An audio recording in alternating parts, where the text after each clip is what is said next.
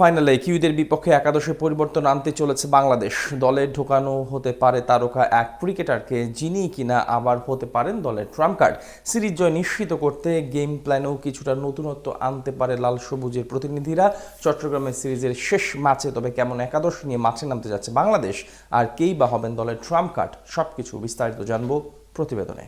প্রথম ম্যাচে হারার পর দ্বিতীয় ম্যাচে ঘুরে দাঁড়িয়েছে বাংলাদেশ। নিউজিল্যান্ডের বিপক্ষে ম্যাচ জিতে নিয়েছে হেসে খেলে। এবার টাইগারদের লক্ষ্য সিরিজ জয় নিশ্চিত করা, আর সেই লক্ষ্যেই ঢাকা থেকে চট্টগ্রাম পাড়ি দিয়েছে লাল সবুজেরা।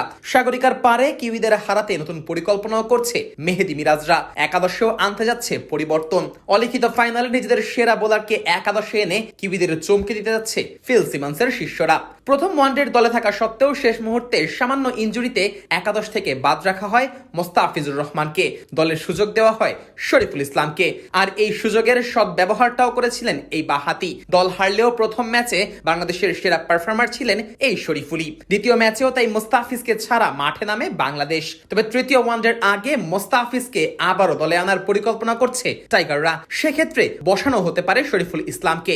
যদিও যেই দুই ম্যাচ শরীফুল সুযোগ পেয়েছেন সেখানে দারুণ ছন্দেই ছিলেন, তাই তো তাকে না বসিয়ে তাসকিনকেও বসানোর পথে হাঁটতে পারে লাল সবুজেরা। তবে আপাত দৃষ্টিতে তাসকিন আর শরীফুল দুজনকেই বসিয়ে মোস্তাফিজ আর তানজিম সাকিবকে দলে নেওয়ার সম্ভাবনাও একদম উড়িয়ে দেওয়া যায় না। তবে ম্যাচটা যেহেতু অলিখিত ফাইনাল, সেহেতু নিজেদের সেরা তিন পেসারকেই একাদশে রাখতে চাইবে টিম ম্যানেজমেন্ট। এদিকে টপ অর্ডারে খুব একটা পরিবর্তন আনতে চাইবে না টিম টাইগাররা, বরং সাম্প্রতিক পরিস্থিতি বিবেচনায় বাংলাদেশের সেরা ব্যাটিং অর্ডার নিয়েই কিউইদের বিপক্ষে দ্বিতীয় ওয়ানডেতে খেলতে নামছে মেহেদী মিরাজরা। ওপেনিং এ সাইফ হাসান ও তানজিদ তামিমেই ভরসা বাংলাদেশের। প্রথম ম্যাচে সাইফ পেয়েছেন 50-র দেখা, আর দ্বিতীয় ম্যাচে এসে ঝড়ো ব্যাটিং এ অর্ধশতক হাঁকিয়েছেন তানজিদ তামিমও। শেষ ম্যাচেও টাইগারদের ইনিংস গোড়াপত্তনের দায়িত্ব থাকবে এই দুই ব্যাটারের কাঁধে।